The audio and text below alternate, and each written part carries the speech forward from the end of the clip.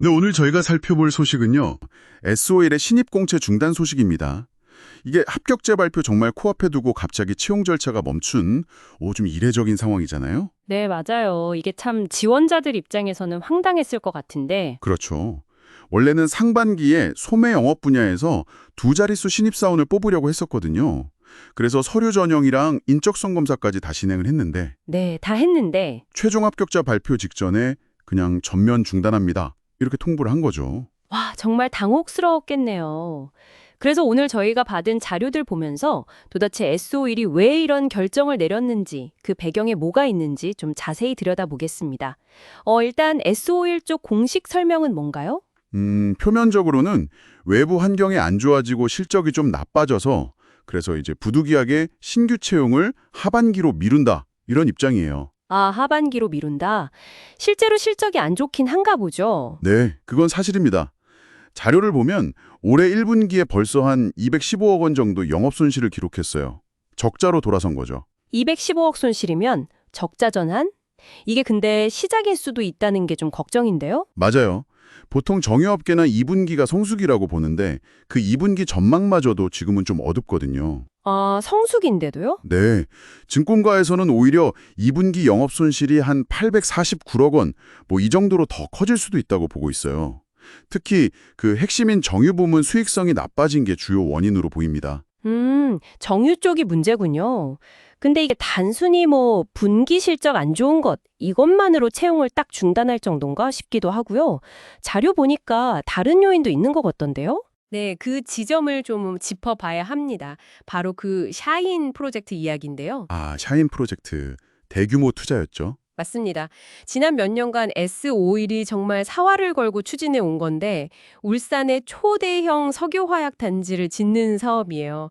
투자 규모가 어마어마합니다. 9조 원이 넘어요. 9조 원이요? 와, 그 정도 규모면 당연히 지금 같은 시기에는 좀 부담이 되겠네요. 그렇죠. 미래를 위한 투자지만 당장 현금 흐름에는 이게 상당한 부담으로 작용할 수밖에 없죠. 재무 상태 관련된 자료도 좀 봤는데 이게 숫자로 보니까 더 와닿더라고요.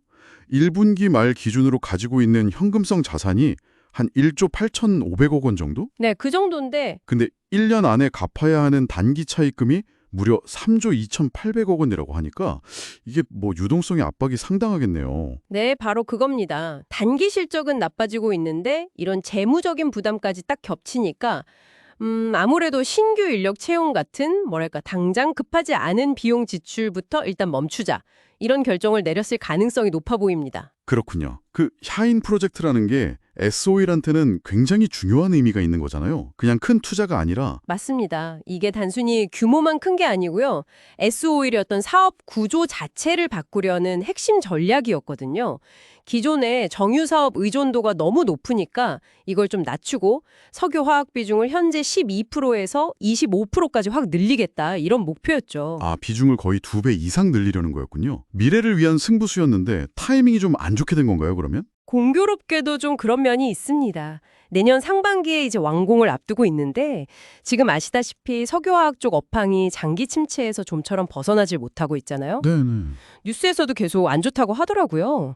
그러니까요, 이게 프로젝트가 다 지어져도 시황이 이렇게 계속 안 좋으면 그 프로젝트가 가진 어떤 원가 경쟁력이나 에너지 효율성 같은 장점들이 뭐랄까 제대로 빛을 보기 어려울 수도 있다. 이런 우려가 슬슬 나오고 있는 거죠.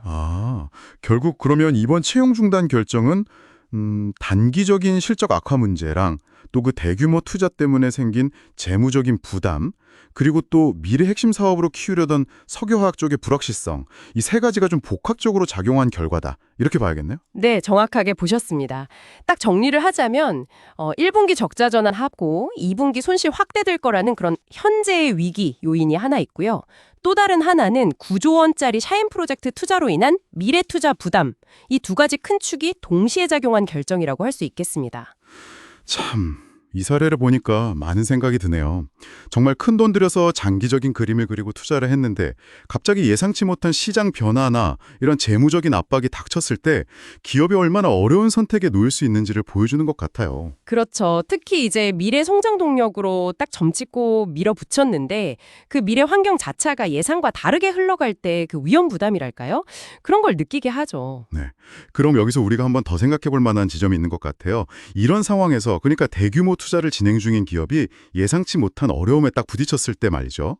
과연 그 장기적인 전략 목표를 계속 밀고 나가는 것과 당장의 생존을 위해 좀 움츠러든 것 사이에서 어떤 균형을 찾아야 할까요? 정말 어려운 질문이죠. 눈앞의 위기를 넘기는 게 먼저일지 아니면 좀 어렵더라도 미래를 위한 투자를 예정대로 강행하는 게 맞을지. 아마 이 딜레마는 앞으로도 많은 기업들이 계속해서 마주하게 될 아주 본질적인 고민거리가 아닐까.